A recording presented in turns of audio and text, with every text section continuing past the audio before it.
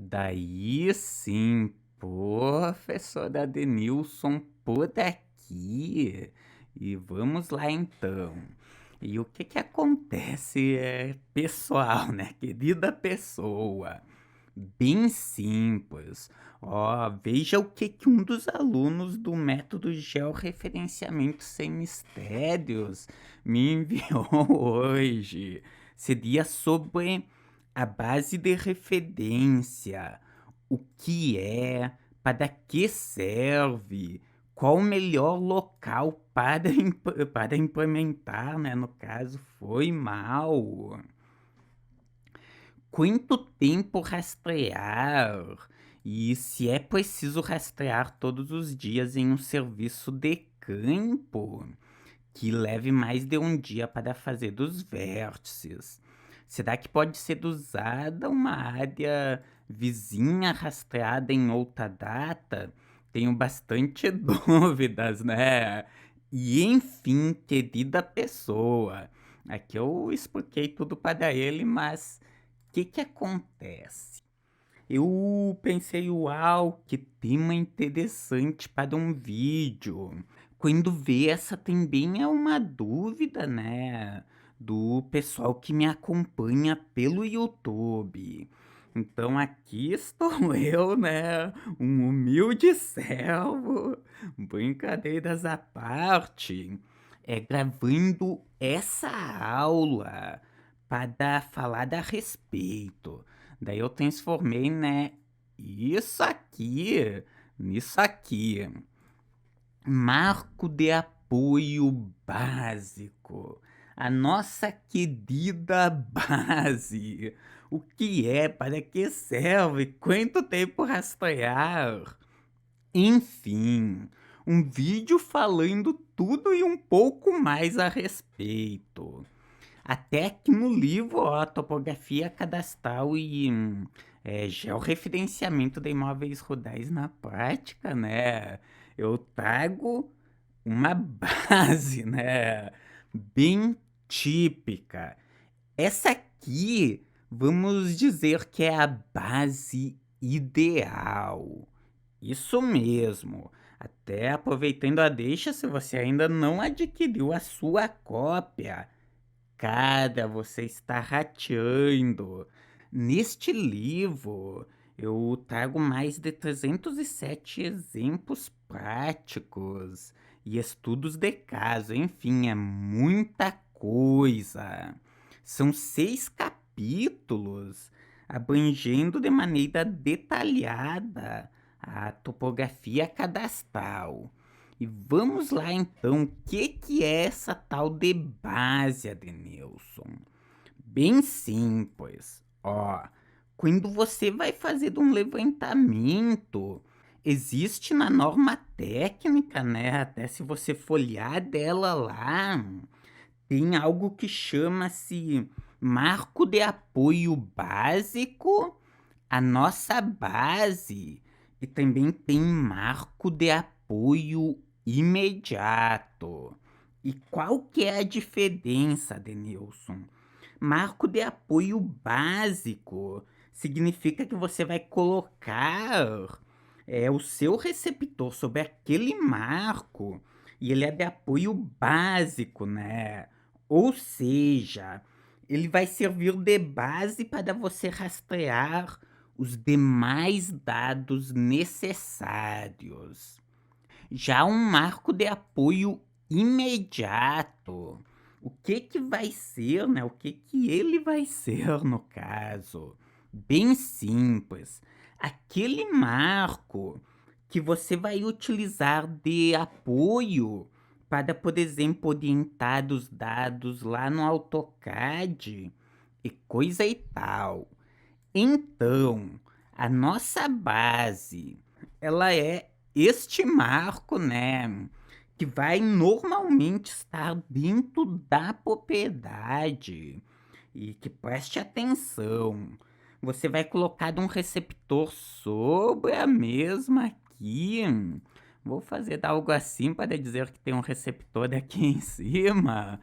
E, enquanto isso, vai percorrer do perímetro da propriedade com um outro receptor.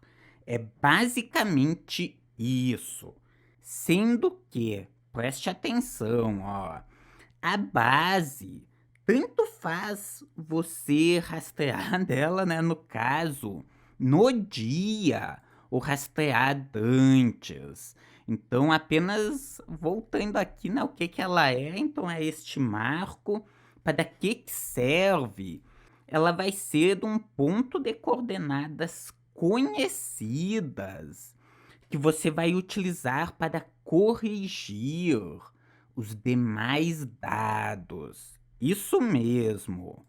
Ó, você tem ela aqui, o seu GPS de base aqui, e este ponto, ele é um ponto de coordenadas conhecidas e ajustadas.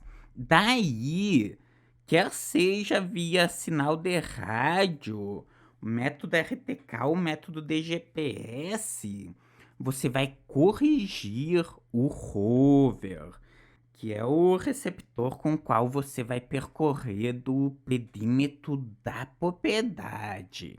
Então é para isso que ela serve, para você corrigir o rover. Porque pense comigo, vamos dizer que aqui do lado, ó, se você tinha uma base neste ponto com coordenadas ajustada, e é da este ponto. Daí, no momento que você foi rastrear os dados, digamos que a base, né, ela tá detectando como se ela tivesse neste ponto aqui, ó. Ou seja, existe uma diferença. Basicamente, o que ela faz é propagar esta diferença aqui, né, para o rover, corrigindo mesmo. E daí a próxima pergunta é a de Nilson. Por quanto tempo que eu devo rastrear esta base? Depende. Depende de qual procedimento que você vai adotar, né, no caso. Se é o PPP, se é o ajustamento de dados, enfim. E por que que eu digo isso? Porque, por exemplo, se você for adotar o ajustamento, só vou ajeitar aqui, e digamos que exista um marco do IBGE aqui, outro aqui, e a sua propriedade, né, no caso, foi mal, está aqui assim. Só que a distância da sua base para este marco do IBGE é de 70 quilômetros. Para este outro marco é 150 quilômetros. E para este terceiro é 190 quilômetros. Ou seja, se você vai pegar e utilizar o ajustamento, você vai ter que ficar no mínimo, ó, 6 horas rastreando os dados. Isso porque você tem bases, né, marcos do IBGE até 200 quilômetros aqui. Se fosse até 100 quilômetros que estivessem, né, no caso, os marcos, você poderia ficar somente 4 horas. Então, no nosso dia a dia, nós falamos isso. Ah, fica no mínimo 4 horas. Porém, saiba disso, que tudo depende do método que você vai utilizar. Então, muito cuidado. E já a próxima pergunta é qual que é o melhor lugar para implantar? Bem simples, querida pessoa. O que que acontece? O INCA diz o seguinte, que o marco de base ele deve estar na posição mais centralizada possível. Isso mesmo, porque desta maneira, né, nós teremos uma melhor correção dos vetores.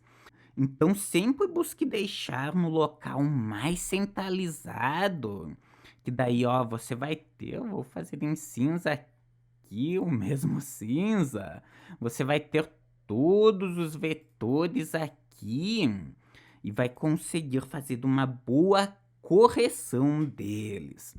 Porém, nós temos, né, o efeito topografia.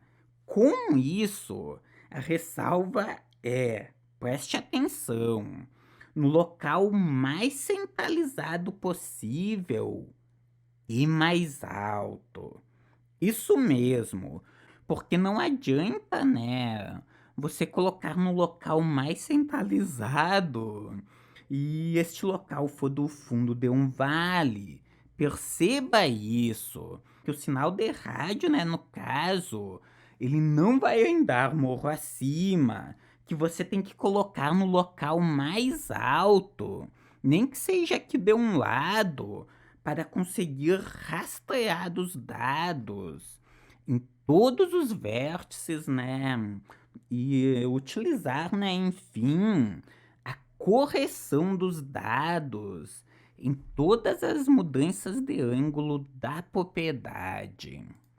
Além disso, a Denilson, é preciso rastrear todos os dias.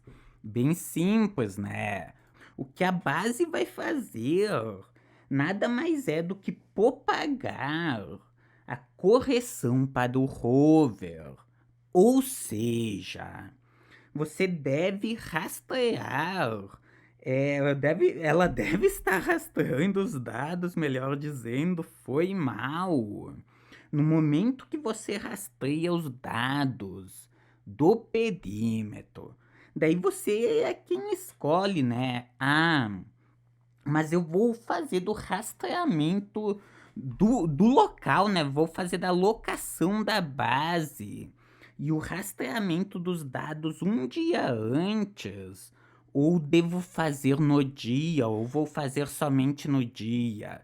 Daí você é quem sabe. O que eu indico para os alunos do método georreferenciamento sem mistérios é o seguinte: vai um dia antes até a propriedade, percorre todo o perímetro da mesma, conhece bem ela, pega e loca os vértices no perímetro. Tudo isso enquanto a base fica rastreando os dados, ou seja, você chega na propriedade, instala a base, deixa ela rastreando os dados. Enquanto isso, percorre o perímetro. Principalmente isso, né, em propriedades de médio a grande porte. Porque dessa maneira você vai conhecer a propriedade. É esse o grande objetivo deste procedimento. Ou seja, é você quem sabe, né? Se vai rastrear os dados somente no dia para fazer o ajustamento desta base, no caso, ou se vai rastrear um dia antes enquanto conhece a propriedade ou não. Porém, propriedades de tamanho médio a grande, eu aconselho isso, né? Vai um dia antes a campo. Você tem ali 15, 20, 30 marcos para locar mesmo. E enquanto loca esses marcos, você deixa o receptor de base rastreando os dados da base. E o bom é que no outro dia você já pega a correção, né? Em tempo real no campo. Já a próxima e a última das nossas perguntas é: a Denilson pode ser usada uma base, né, no caso de uma propriedade vizinha que foi rastreada em uma outra data. Sim, pode. Porém, preste atenção. Eu vou até desenhar.